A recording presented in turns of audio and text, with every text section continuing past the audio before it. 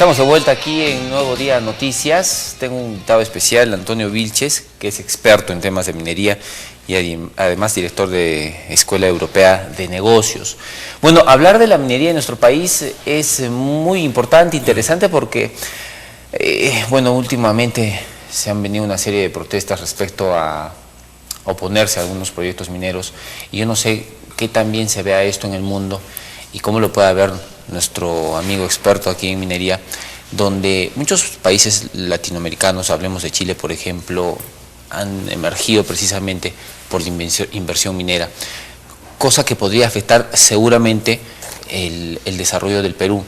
Antonio, gracias por estar aquí, bienvenido. Contrario, muchas gracias. Y cuéntame acerca de esta situación de la minería en el Perú, en Chile, bueno, en Sudamérica, ¿no?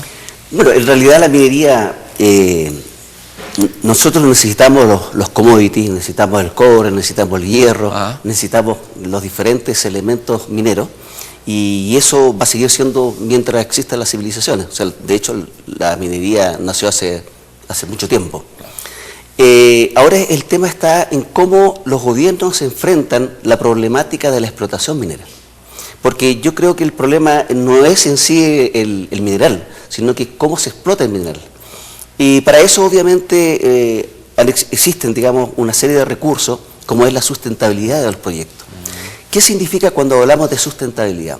Significa que debemos explotar los diferentes yacimientos a través de políticas claras con respecto a lo que es el medio ambiente, a lo que es la protección industrial de los profesionales que trabajan en la minería, llámese prevención de riesgo o seguridad minera, la calidad con que se realizan los diferentes trabajos y lo más importante, diría yo desde mi punto de vista, que es cómo nos relacionamos nosotros, digamos, el área minera con las comunidades que están alrededor, ¿cierto?, de los yacimientos mineros. Y yo creo que por ahí está el secreto de cómo hacerlo sustentable para todos.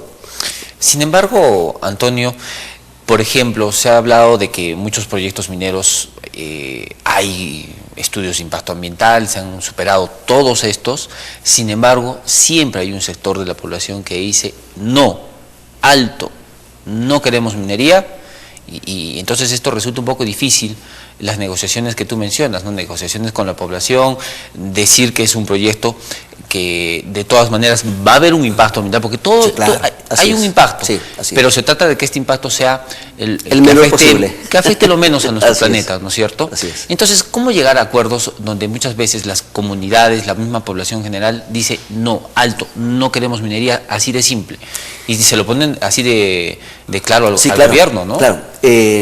Bueno, pero eso trae consecuencias no solamente para el proyecto minero en sí, sino que también trae una consecuencia negativa para el país y trae una consecuencia negativa para el pueblo que está asociado a la minera. O sea, recordemos el tema de las bambas. Ahí hay un problema que en este momento lo están viviendo, ¿cierto? Los ciudadanos de esa localidad ya se habían acostumbrado a un yacimiento minero donde había una gran cantidad de flujo de personas, por lo tanto de dinero, de consumo, y ahora ya no está. Entonces seguramente deben estarse preguntando, bueno, ¿pero qué pasó? ¿Por qué ya no lo tenemos? Claro. Entonces el tema, yo creo, insisto, en que deben existir las mesas de diálogo, pero desde el inicio del proyecto. No cuando ya tengo el proyecto aprobado, ¿cierto? Y está todo aceptado y el estudio de impacto ambiental está aceptado y nadie se ha enterado, o sea, la comunidad dice, pero no sabía. ¿Cómo fue? Claro, ¿cómo fue? Entonces, eso obviamente a las comunidades les parece misterioso, o sea, digamos, ¿cómo puede ser que en mi patio van a hacer un hoyo, ¿cierto? Van a extraer y yo ni siquiera me he enterado. Claro. Pero si lo hacemos desde un comienzo, o sea, cuando comienzan las projectos, un proyecto minero no es un proyecto que se hace de un día para otro, claro, son varios años, ¿no? Son varios años, ¿no? Claro. De exploración solamente son alrededor de 3 años. Entonces, tal vez el tema debería comenzar cuando recién se inician las exploraciones. Entonces yo creo que el minuto de conversar con las comunidades y decirles, ¿sabe? Es posible que existan estos recursos, sería bueno que nos sentáramos porque si realmente hay, ¿cómo lo vamos a hacer? ¿Cómo se van a beneficiar ustedes? Claro. Porque se trata de ganar. O sea, gana el proyecto minero, gana el país, pero también ganan los pueblos que están asociados al proyecto minero. O sea, claro, todos deberían ganar y no solamente que las ganancias estén en un puro sector. ¿Cuál debería ser la participación del gobierno en todo esto? Bueno, las políticas, por un lado, por las políticas claras y además debería ser un ente mediador. O sea, de hecho, dentro de los proyectos mineros tiene esto varias etapas. Tenemos la etapa nosotros, ¿cierto?, de exploración, de explotación y cierre de mina. Perú tiene las leyes con respecto a cierre de mina antes que la de Chile. La de Chile son del año 2011, del noviembre del 2011, y entró en vigor el diciembre del 2012. Sin embargo, las de Perú son de mucho antes. Pero, ¿qué ha sucedido en Perú? Que está la ley, pero no están los profesionales con las competencias necesarias para poder hacer un cierre de mina adecuado.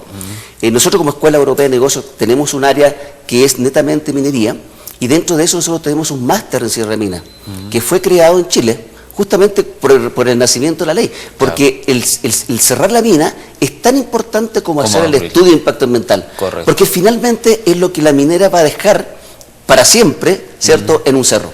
Llámese un túnel subterráneo, llámese un rajo abierto, pero es lo que va a quedar. El tema es un lugar donde se trabajó y se hizo muchas cosas, ¿no? Que podría... Pero ¿cómo queda? Claro. O sea, ¿cómo se entrega a la comunidad?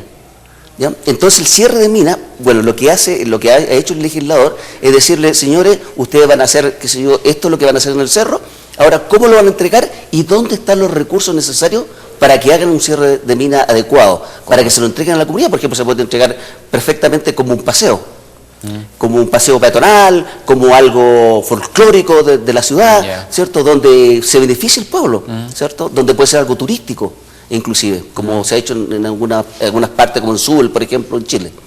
Entonces, pero para eso se requiere la intervención del Estado para que actúe como un ente mediador, como un ente, además, no solamente mediador, sino que fiscalizador. ¿Y qué tiempo puede tomar un cierre de mina, por ejemplo? Bueno, normalmente el cierre de mina comienza cuando yo comienzo la exploración de la mina. O sea, yo en ese minuto ya debo comenzar a pensar, si yo voy a explotar durante 20 años, significa que en esos 20 años yo debo estar preparándome, claro, para el cierre de mina. Correcto. Porque es tan caro como el inicio de la mina. O sea, digamos, un cierre de mina perfectamente puede costar el orden de los 20, 30 millones de dólares al hacerlo en forma adecuada. Entonces, nosotros como escuela del área minera nos hemos preocupado justamente de eso. Nos preocupamos en Chile y actualmente acá en Arequipa y en Lima también. Nuestra próxima convocatoria comienza ahora en agosto y luego viene una en octubre. La de agosto viene en paralelo con Chile y Argentina. Tenemos nosotros el máster en cierre de mina, está el máster en seguridad minera y bueno, y el MBA, que es lo clásico de la escuela internacional. ¿Y cómo ven entonces toda esta situación de la minería informal que se da, por ejemplo, en nuestro país? La minería informal de la minería formal, por ejemplo, ¿no? Bueno, en realidad la minería informal es parte de, ¿cierto? ¿Qué sucede? ¿Por qué pasa la minería informal? Normalmente sucede que alguien hizo un pedimento de un terreno mineralizado, pero no tiene los recursos necesarios para explotarlo. Entonces, porque hacer justamente, es decir, porque si yo quiero llevar a ser viable un proyecto minero, yo le voy a preguntar, ¿usted tiene un pedimento? Sí. ¿Qué mineral tiene? Cobre.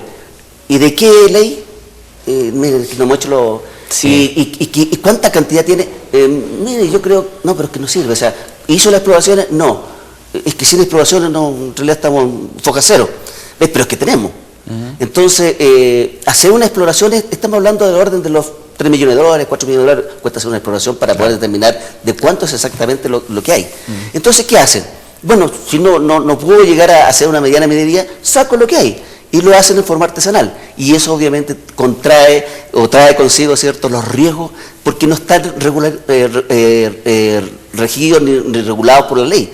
Bueno, y ahí también hay una oportunidad, ¿cierto?, de parte del Estado de poder fiscalizar, capacitar a todos los pirquineros, ¿cierto?, o la artesanía. ¿Es posible alejar la inversión minera con protestas que se puedan dar en el país, con una serie de oposiciones que se puedan dar? Respóndamelo después de la pausa comercial. ¿Cómo ve toda esta situación de la minería en Perú? Regresamos en unos minutos.